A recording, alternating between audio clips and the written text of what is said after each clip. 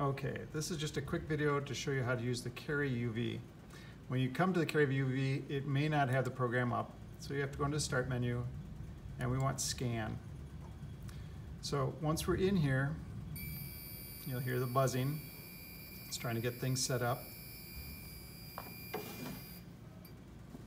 We're going to set up our experiment. So for our particular one, we're looking at ion exchange.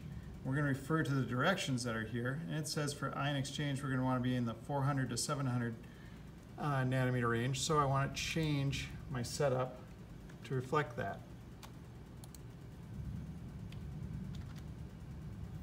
And I'll just hit OK in the bottom corner. Next, what I want to do is I want to zero it.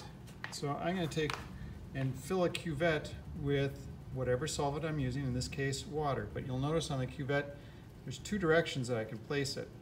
I'm going to place it this way in the holder so that the beam of light is going to go this direction and it's going to go through the longest portion of the cell. So all I'm going to do is I'm going to hit 0. Now it has zeroed it.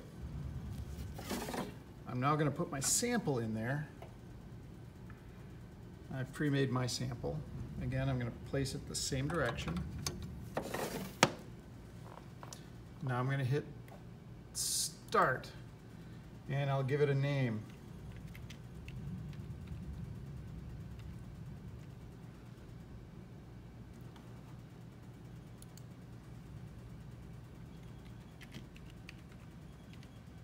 It often asks you to do it several times. So what it'll do is it'll now scan that. Notice we got a nice UV peak here. There was no indication what wavelength it is. We can see it on our data down here that there is a peak there. So what I'm going to do is I'm going to go up to this little icon, the peak labels, click on it, and I'm going to have a label there on the x-axis and say apply. And then notice there's a peak there. I want to also kind of normalize this so it takes up the entire scale.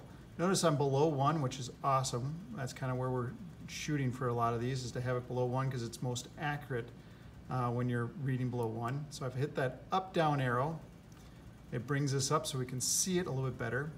I can then hit print and print out my spectra. When I'm all done, or when the next person comes in, they're going to want to make sure that they clear this report. All I have to do is hit clear report, and they want to make sure they clear the graph, and they can go to clear all traces, and that way it's set up for them when they come up.